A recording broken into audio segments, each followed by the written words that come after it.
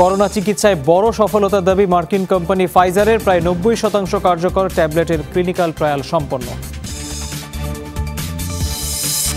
জার্মানিতে রুশ কূটনীতিকের মৃত্যু কেন্দ্র করে তোলপাড়। নিহত ব্যক্তিকে গুপ্তচর দাবি গণমাধ্যমের।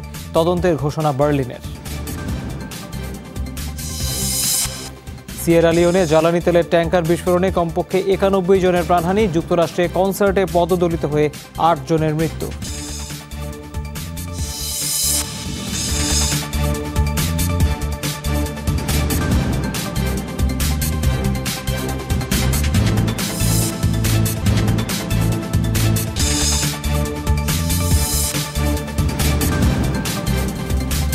শিরোনামগুলো দেখছিলেন, পুরো খবরে যাচ্ছি। করোনায় আক্রান্তদের চিকিৎসায় ফাইজারের ট্যাবলেট 89% কার্যকর। ক্লিনিক্যাল ট্রায়ালের ফলাফলের ভিত্তিতে এই দাবি করেছে মার্কিন বায়োটেক প্রতিষ্ঠানটি। বিবৃতিতে বলা হয়, পাক্সলোভিড নামের ট্যাবলেটটি গুরুতর রোগীদের উপর প্রয়োগে সফলতা পাওয়া গেছে। প্রতিষ্ঠানটি বলছে, ট্যাবলেট ব্যবহার করে কমানো গেছে মৃত্যু ঝুঁকিও। করোনার বিস্তার ঠেকাতে ভ্যাকসিন প্রয়োগ চললেও আক্রান্তদের চিকিৎসার জন্য মুখে খাওয়ার ওষুধ নিয়ে গবেষণা চলছিল বেশ কিছুদিন ধরেই। মার্কিন প্রতিষ্ঠান মার্কের মলনুপিরাভিরের পর এবার সফলতার কথা জানালো ফাইজার। মার্কিন বায়োটেক প্রতিষ্ঠানটি বলছে, তাদের পিল পাক্সলোভিড করোনা আক্রান্তদের চিকিৎসায় 89% সফলতা পেয়েছে। এটা অভাবনীয় সাফল্য। রোগীদের জীবন রক্ষায় কাজ করছে ওষুধটি। ক্লিনিক্যাল ট্রায়ালে আইসিইউতে থাকা প্রতি 10 জন রোগীর মধ্যে 9 জনেরই পরিস্থিতি উন্নতি হয়েছে পাক্সলোভিড প্রয়োগের পর। ফাইজার জানিয়েছে, নতুন এই ওষুধটি করোনা ভাইরাসের বংশবৃদ্ধিতে সহায়ক এনজাইম অকার্যকর করে দেয়। আপাতত ওষুধটির 3 ডোজ দিনে 2 বার করে 5 দিন খাওয়ার পরামর্শ দেওয়া হচ্ছে। ক্লিনিক্যাল ট্রায়ালের প্রাথমিক ফলও বেশ আশাব্যঞ্জক। বলা যায়, এখন পর্যন্ত মহামারী প্রতিরোধের সবচেয়ে কার্যকর পদ্ধতি এটি। কারণ মুখে খাওয়ার জন্য অন্য কোনো ঔষধই এতটা ভালো ফল দেয়নি। উচ্চ ঝুঁকিতে থাকা রোগীদের বেশিরভাগেরই সংকট কাটিয়ে উঠতে সক্ষম হচ্ছেন। প্যাক্সলোভিড উদ্ভাবনের পর মোট 1219 করোনা রোগীর উপর পরীক্ষামূলক প্রয়োগ করা হয়। অবশ্য 20% স্বেচ্ছাসেবী জানান, ওষুধটি খাওয়ার পর কিছু পার্শ্ব প্রতিক্রিয়া দেখা দিয়েছে। যুক্তরাজ্য এরই মধ্যে ফাইজারের এই ওষুধটির 2.5 লাখ কোর্স অগ্রিম অর্ডার করেছে। মীর মুশফিক হাসান, যমুনা নিউজ। এদিকে বিশ্বজুড়ে করোনায় একদিনে 7,500-এর বেশি মানুষের মৃত্যু হয়েছে। আক্রান্ত শনাক্ত হয়েছে 5 লাখের বেশি। শুক্রবার সর্বোচ্চ প্রাণহানি দেখেছে যুক্তরাষ্ট্র। একদিনে দেশটিতে মৃত্যু হয়েছে 1,300-র বেশি মানুষের। আক্রান্ত শনাক্ত হয়েছে 84,000-এর বেশি। রাশিয়ায় মৃতের সংখ্যা প্রায় 1200। ব্রাজিলে প্রাণ গেছে প্রায় 400 মানুষের। অন্যদিকে রোমানিয়ায় 700-এর। এই নিয়ে বিশ্বজুড়ে করোনায় এখন পর্যন্ত মৃত্যু হয়েছে 50,53,000-এর বেশি মানুষের। আক্রান্ত শনাক্তের সংখ্যা 24,98 লাখ ছাড়িয়েছে।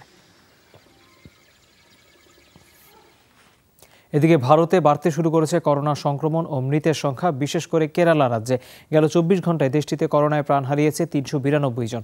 এর মধ্যে 314 জনই কেরালায়। দৈনিক সংক্রমণ শনাক্তের দিক থেকেও শীর্ষে রাজ্যটি। দেশটির স্বাস্থ্য মন্ত্রণালয় বলছে, কেরালা বাদে শুধু পশ্চিমবঙ্গ, তামিলনাড়ু এবং মহারাষ্ট্রে দৈনিক মৃতের সংখ্যা 10 জনের বেশি। বাকি রাজ্যগুলোতে এই সংখ্যা 10-এর নিচে। গেল কয়েক সপ্তাহে রাজ্যটির হাসপাতালগুলোতে বেড়েছে রোগীর সংখ্যা। সরকারি হিসাব বলছে, কেরালায় অন্তত 1 ডোজ টিকা পেয়েছেন 95% জনগণ, আর 2 ডোজ টিকা পেয়েছেন 52%। তবুও কেন প্রাণহানি বাড়ছে তা খতিয়ে দেখছে কর্তৃপক্ষ।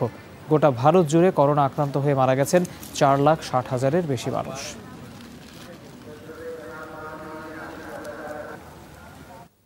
মহামারী বিষয়ক আইন পাশের প্রস্তাবের প্রতিবাদে সরব অস্ট্রেলিয়াবাসী। শনিবার মেলবোর্নে বিক্ষোভ করে হাজারো বাসিন্দা। পতাকা, প্ল্যাকার্ড হাতে বিল বাতিলের দাবিতে স্লোগান দেন তারা। আইন পাশের মাধ্যমে জনগণের স্বাধীনতায় হস্তক্ষেপের অভিযোগ তাদের। পরিস্থিতি নিয়ন্ত্রণে ঘটনাস্থলে মোতায়েন ছিল নিরাপত্তা বাহিনীর সদস্য। সম্প্রতি মহামারী সংক্রান্ত আইন পাশের প্রস্তাব উত্থাপন করেন ভিক্টোরিয়া প্রশাসন। এর আগেও কোভিড নীতিমালা ও লকডাউন প্রত্যাহারের দাবিতে রাস্তায় নামেন সাধারণ মানুষ।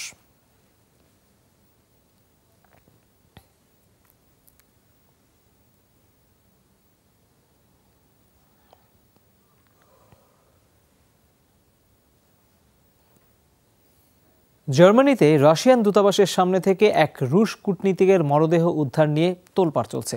গেল মাসে নিহত রাশিয়ার ওই কূটনীতিক আদতে ছিলেন একজন গুপ্তচর।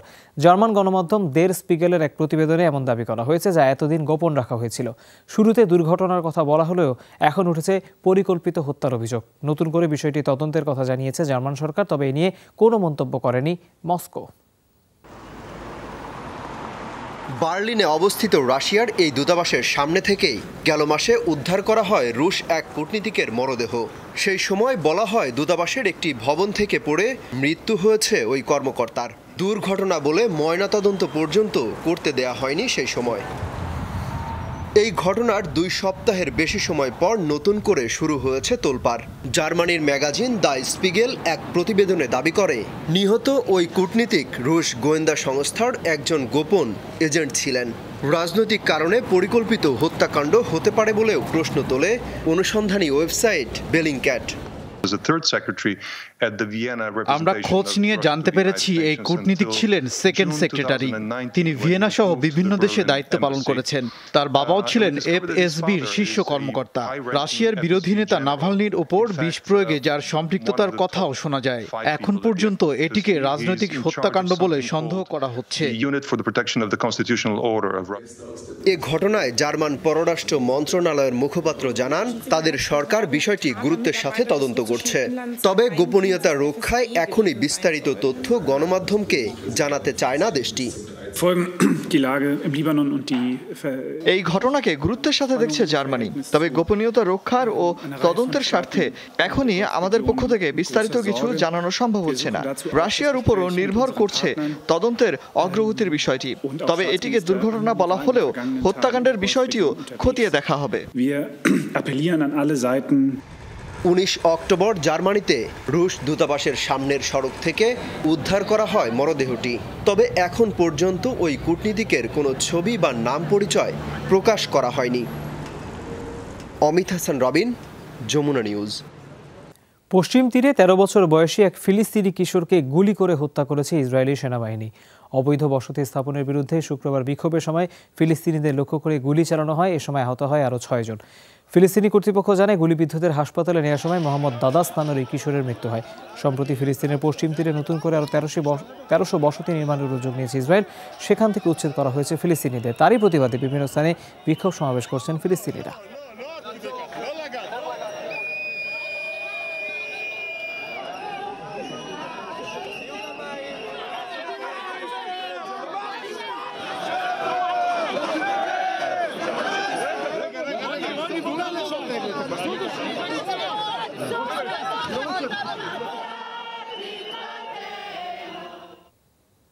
সৌদি আরবকে নতুন করে আরও 280টি ক্ষেপণাস্ত্র সরবরাহ করবে যুক্তরাষ্ট্র। আকাশ প্রতিরক্ষায় ব্যবহৃত এসব ক্ষেপণাস্ত্রের দাম প্রায় $650 মিলিয়ন। এর মাধ্যমে এইম 120C ক্ষেপণাস্ত্র সহ সংশ্লিষ্ট অন্যান্য যন্ত্রপাতি এবং প্রযুক্তি সহায়তা পাবে সৌদি আরব।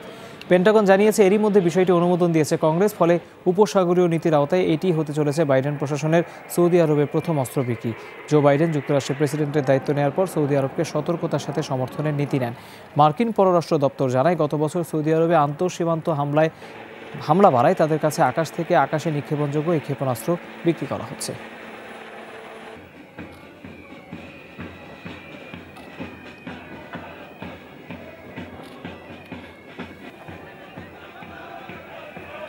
পশ্চিম আফ্রিকা দেশ সিয়েরা লিওনে জ্বালানিবাহী ট্যাঙ্কার বিস্ফোরণে প্রাণ হারিয়েছেন কমপক্ষে 91 জন। স্থানীয় সময় শুক্রবার রাজধানী ফ্রি টাউনের একটি গ্যাস স্টেশন এলাকায় ভয়াবহ এই দুর্ঘটনা ঘটে। এতে গুরুতর দগ্ধ হয় আরও অনেকে। স্থানীয় প্রশাসন জানায় জ্বালানিবাহী একটি ট্রাকের সাথে অপর আরেকটি ট্রাকের সংঘর্ষ হলে বিস্ফোরণ ঘটে। এতে আগুন ছড়িয়ে পড়ে আশপাশের ঘন বসতিপূর্ণ এলাকায়। পুড়ে গেছে বহু ঘরবাড়ি ও দোকানপাট। আগুন নিয়ন্ত্রণে ঘটনাস্থলে কাজ করছে ফায়ার সার্ভিস। গুরুতর অবস্থায় হাসপাতালে চিকিৎসাধীন রয়েছেন অনেকে। মৃতের সংখ্যা আরও বাড়তে পারে বলে আশঙ্কা রয়েছে। এই ঘটনায় শোক জানিয়েছেন দেশটির প্রেসিডেন্ট জুলিয়াস মাদা বায়ো।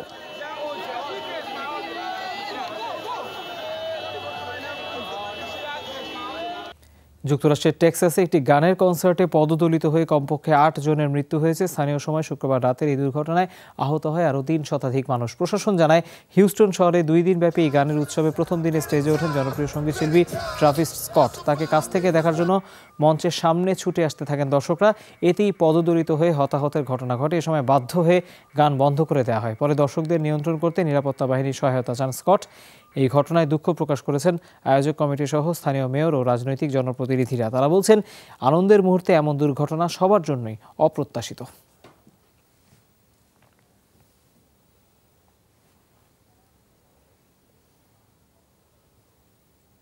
ধীরে ধীরে গলে যাচ্ছে উত্তর মেরুর বরফ। জলবায়ু পরিবর্তনের ক্ষতিকর প্রভাবে শুধু গ্রিনল্যান্ডেই প্রতি বছর গলছে 247 বিলিয়ন টন বরফ। এর প্রভাব পড়ছে পুরো পৃথিবীতে। তবে এই ব্যাপারে খুব একটা মাথা ব্যথা নেই বিশ্ব প্রতিনিধিদের, এমন অভিযোগ একদল পরিবেশ কর্মীর। বিশ্বকে সতর্ক করতে তারা গ্রিনল্যান্ড থেকে নিয়ে এসেছে বিশাল আকৃতির একটি বরফখণ্ড। ধীরে ধীরে গলছে উত্তর মেরুর বরফ। জলবায়ু পরিবর্তনের কারণে কতটা হুমকিতে বিশ্ব তা জানাতে গ্লাসগোয়ে জলবায়ু সম্মেলন কেন্দ্রের বাইরে রাখা হয়েছে প্রায় 4.5 টন ওজনের বিশাল আকৃতির বরফখণ্ড। কিভাবে গলছে উত্তর মেরুর বরফ? জলবায়ু সম্মেলনে আগত প্রতিনিধিদের তা দেখাতেই বরফখণ্ডটি গ্রিনল্যান্ড থেকে নিয়ে এসেছে একটি সংস্থা। এটা স্পষ্ট যে জলবায়ু আসলেও পরিবর্তন হচ্ছে, আর এটা মানুষের কারণেই হচ্ছে। এখানে আসা সব প্রতিনিধি সেটা জানেন, তবে তারা কার্যত কোনো পদক্ষেপ নিচ্ছেন না। সংস্থাটির দাবি, গত 1 দশকে গ্রিনল্যান্ড থেকে প্রতি বছর গলছে 247 বিলিয়ন টন বরফ, যার ক্ষতিকর প্রভাব পড়ছে পুরো পৃথিবীতেই। প্রতি সেকেন্ডে এমন 17 মিলিয়ন বোতল পানি গ্রিনল্যান্ডের বরফখণ্ড থেকে গলে যাচ্ছে। বিশ্ব নেতাদের জন্য সতর্ক বার্তা হিসেবে আমরা এই বোতলে ভরে গ্রিনল্যান্ড থেকে বরফ গোলা পানি এখানে নিয়ে এসেছি। এ সংস্থা ছাড়াও জলবায়ু পরিবর্তনের ক্ষতিকর প্রভাব থেকে বিশ্বকে রক্ষায় সোচ্চার হয়েছে আরও বেশ কয়েকটি পরিবেশবাদী সংগঠন। মোস্তফা মাহমুদ, যমুনা নিউজ। জাতিসংঘ আয়োজিত COP26 জলবায়ু সম্মেলনকে ব্যর্থ বলে আখ্যা দিয়েছেন আলোচিত জলবায়ু কর্মী গ্রেটা থানবার্গ। বিশ্ব নেতাদের উদ্দেশ্যে তিনি বলেন, মিথ্যা এবং অবাস্তব প্রতিশ্রুতির কোনো প্রয়োজন নেই। গ্লাসগোতে জলবায়ু সম্মেলন স্থলের সামনে আয়োজিত প্রতিবাদ সমাবেশে এমন ক্ষুব্ধ প্রতিক্রিয়া জানান সুইডিশ কিশোরী। এ সময় কয়েক হাজার জলবায়ু কর্মী গ্রেটার প্রতি সংহতি জানায়। এ সময় গ্রেটা বলেন, ক্ষতিকর কার্বন নিঃসরণ কমানোর দাবি দীর্ঘদিনের, অথচ এই বিষয়ে কার্যকর কোনো ব্যবস্থা না নিয়ে মিথ্যা প্রতিশ্রুতি দিয়ে যাচ্ছেন বিশ্ব নেতারা। ঝুঁকি মোকাবেলায় সিদ্ধান্ত গ্রহণের ক্ষেত্রে সবার অংশীদারিত্ব বাড়ানোর পাশাপাশি আরও দৃঢ় ও কার্যকর পদক্ষেপ নেওয়ার দাবি জানান গ্রেটা।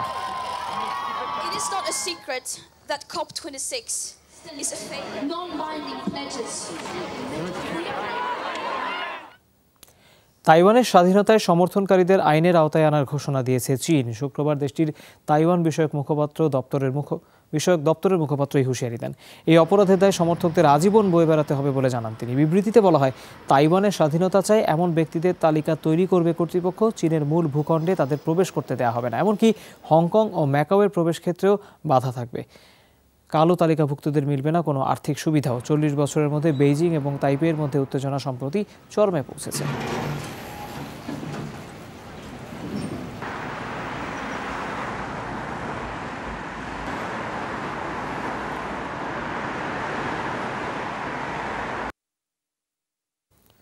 যুক্তরাষ্ট্রের উন্নয়নমূলক কর্মকাণ্ডের জন্য পাশ হলো $1 লাখ কোটি বিল। শুক্রবার প্রতিনিধি পরিষদে 228-206 ভোটে এই বিলটি পাশ হয়। চূড়ান্ত অনুমোদনের জন্য পাঠানো হয়েছে প্রেসিডেন্ট জো বাইডেনের কাছে। বলা হয়, বিশাল এই অর্থ ব্যয় করা হবে হাইওয়ে নির্মাণ, ব্রডব্যান্ড এবং অন্যান্য অবকাঠামো উন্নয়নের কাজে। হোয়াইট হাউস বলছে, রেলওয়ে সহ পরিবহন খাতে ব্যাপক উন্নয়নের জন্য প্রকল্প হাতে নিয়েছে বাইডেন প্রশাসন। গেল মাসে $1,75,000 কোটি সামাজিক ব্যয় বিল ঘোষণা করেন মার্কিন প্রেসিডেন্ট জো বাইডেন। মার্কিনীদের ভবিষ্যতের জন্য একে ঐতিহাসিক বলে আখ্যা দেন তিনি। সেই সময় উন্নয়ন প্রকল্প ছাড়াও জলবায়ু পরিবর্তনের প্রভাব মোকাবেলায় $555 বিলিয়ন ব্যয়ের কথা জানান বাইডেন। ইথিওপিয়ায় সরকার পতনে একজোট হলো 9টি বিরোধী সংগঠন। শুক্রবার যুক্তরাষ্ট্রে সংক্রান্ত একটি চুক্তি স্বাক্ষর করে দলগুলো। দাবি, টাইগ্রে অঞ্চলে শান্তি পুনঃপ্রতিষ্ঠায় আবিই আহমেদ সরকারের ভেঙে দেওয়ার কোনো বিকল্প নেই, তাই জোরপূর্বক কিংবা দর কষাকষির মাধ্যমে সরকার পতন করতে চান তারা। এদিকে বিদ্রোহীদের অগ্রযাত্রা রুখতে দেশ জুড়ে জরুরি অবস্থা জারি করা হয়েছে। অবসরপ্রাপ্তদের আবারও সেনাবাহিনীতে যোগ দেওয়ার আহ্বান জানিয়েছেন প্রধানমন্ত্রী। এমন পরিস্থিতিতে নিজ নাগরিকদের ইথিওপিয়া ত্যাগের নির্দেশ দিয়েছে মার্কিন প্রশাসন। গেল 1 বছরের বেশি সময় ধরে টাইগ্রে অঞ্চলে ইথিওপিয়ান সামরিক বাহিনীর সাথে সংঘর্ষ চলছে বিদ্রোহী গোষ্ঠী TPLF-এর।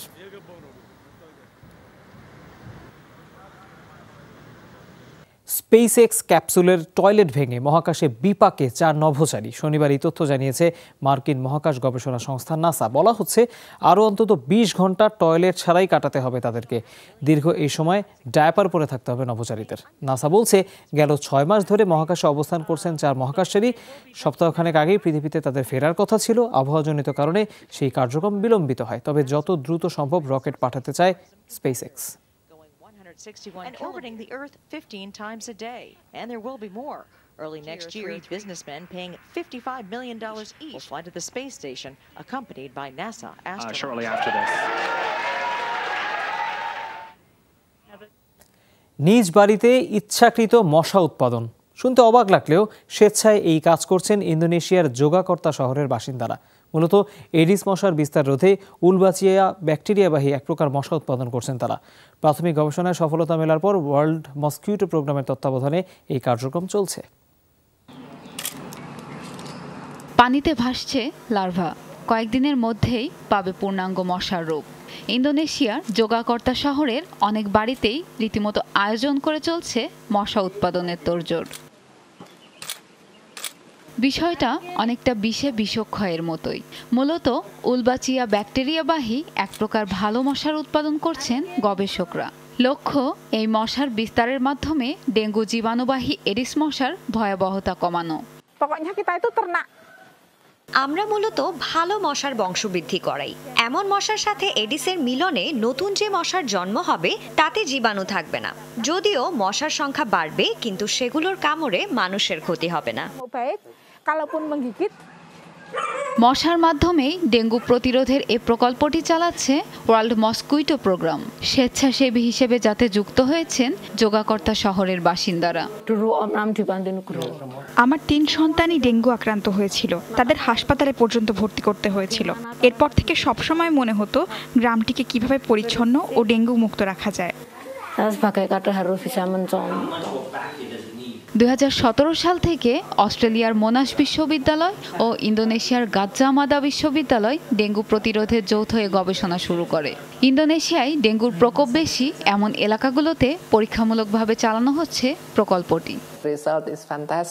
এই প্রযুক্তির মাধ্যমে ডেঙ্গু হ্রাসের ব্যাপারে আমরা আত্মবিশ্বাসী, কেননা এটি কেবলমাত্র সবচেয়ে দায়ী ফ্যাক্টরটির উপরেই কাজ করে। পুরো ইন্দোনেশিয়াতেই ডেঙ্গু দূরীকরণে এই পরিকল্পনা নেওয়া যেতে পারে। গবেষকরা বলছেন কেবল ডেঙ্গু নয়, জিকা, ইয়েলো ফিভারের মতো মশাবাহিত অনেক রোগ কমাতে সহায়তা করবে প্রকল্পটি। তাদের দাবি এতে ডেঙ্গু রোগীর সংখ্যা কমবে 77%। প্রিয়াঙ্কা চক্রবর্তী, যমুনা নিউজ। দর্শক, এই ছিল যমুনা ডেস্কের আয়োজনে। এতক্ষণ সাথে থাকার জন্য ধন্যবাদ সবাই।